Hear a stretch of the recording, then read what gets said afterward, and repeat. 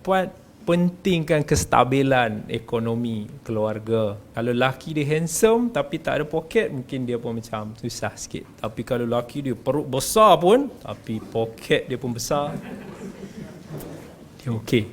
Kan? Tak semua, tapi biasanya banyak fitrahnya begitu.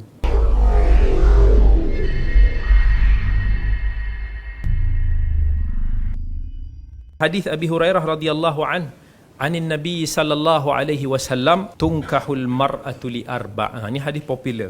Limaliha wa li hasabiha wa li jamaliha wa li diniha fadhfar bi dzati din taribat yadak. Hadis ini ada juga sebagian orang salah faham. Hadis ini sebenarnya pun penting. Nabi SAW beritahu tunkahul mar'ah, wanita itu dinikahi. Ada orang kita, dia pergi faham nikahlah dengan wanita yang ada 4 ciri ni. Tapi itu nikahlah bermaksudnya arahan, suruhan. Tapi bila Nabi kata tunkahul mar'ah, dinikahi, maksudnya Nabi nak cerita perempuan-perempuan ni kebiasaannya dinikahi ataupun laki cari 4 ciri ini dalam perempuan. Yang pertama, lima liha. Ada lelaki yang mencari perempuan itu kerana harta. Businessman contohnya, dia nak kahwin perempuan ni ada sebab. Mungkin ni anak toke sekian, aku boleh dapat beli company dia nanti, boleh kuasai itu dan ini. Wali hasabiha, dan juga kerana keturunan, maksudnya family. Aku kahwin dia juga mungkin kerana faktor keluarga, boleh jadi dia ni pun keluarga yang baik-baik, nak hubungkan suku sakat orang Arab lagi lah. Masa dulu dia nak kahwin antara clan dengan clan untuk nak membina hubungan. Wali jamaliha, dan juga ini yang paling utama bagi lelaki lah.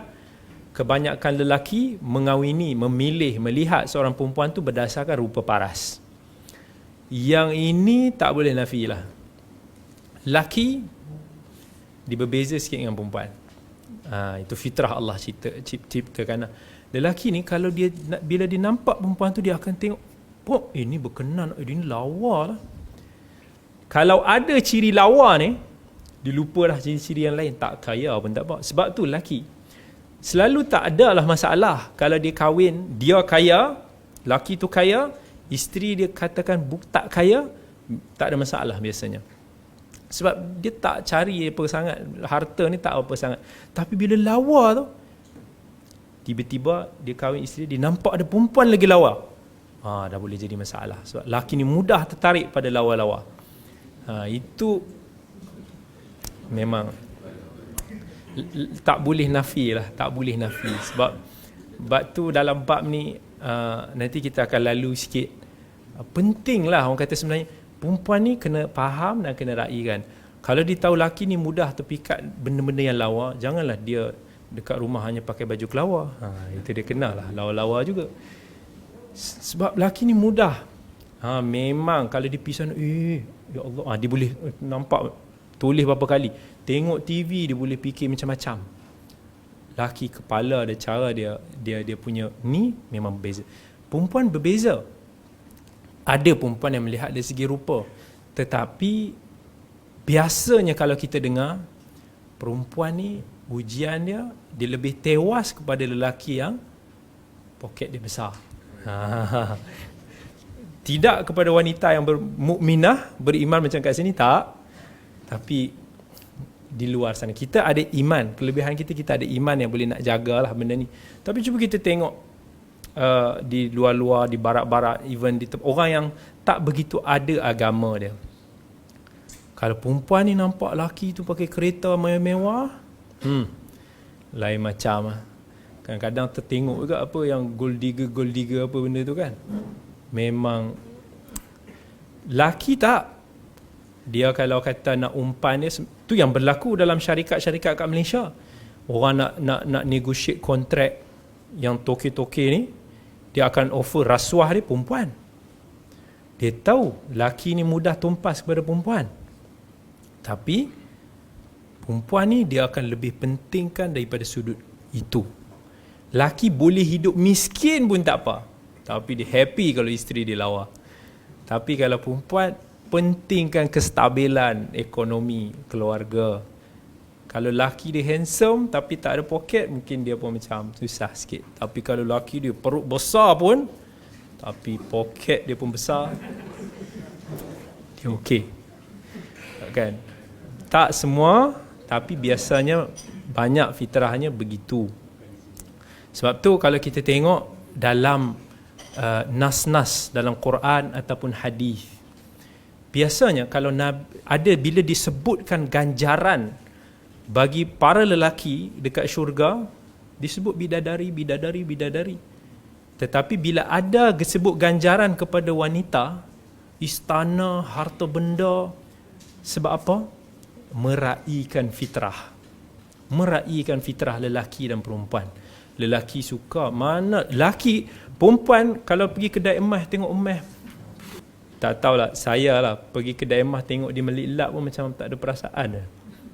Sampai kalau kadang isteri usik-usik, kita kata apa beza emas ni dengan emas yang nampak macam emas kat pasar malam tu. Dua-dua kuning je kan, berkilap. Itu kita lelaki macam tu lah. Tapi kalau dia tunjuk, bang lelaki perempuan ni mana lawan, yang ni ke yang ni, kita akan, yang ni tahu dah. Tapi perempuan dia tengok barang kemas, dia tengok benda-benda material, dia suka. Itu jiwa. Kita tak salah. Tapi itu fitrah yang Allah bagi kepada lelaki dan perempuan untuk kita faham dan kita raikan. Tapi apa pun yang paling penting, tengok Nabi beritahu, ada wanita yang dikahwini kerana lidiniha, kerana agamanya. So yang ini yang Nabi tekankan, fadhfar bidzati din taribat yadak. Kalau kamu cari kualiti perempuan itu, pasangan kamu tak kira lelaki ataupun perempuan pun, tapi kamu pilih kualiti agama tu yang first, taribat yadak. Taribat yadak ni dia macam, kalau literally macam tangan kita ni melekat kat tanah lah.